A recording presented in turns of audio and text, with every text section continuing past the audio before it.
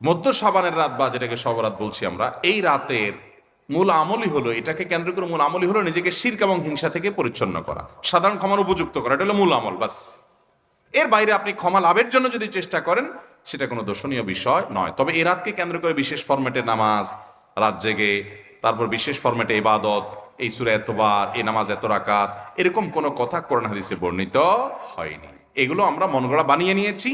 এবং যদি এরকম কোনো ফরম্যাট আমরা ঠিক করে নিয়ে সেভাবে ইবাদত করাটাকে আমরা এ রাতের আমল, শরিয়া সিদ্ধ আমল মনে করি, বা সুন্নাহ আমল মনে করি, বা কোন নির্দিষ্ট আমল মনে করি, তাহলে বেদাতে পর্যবেসিত হবে।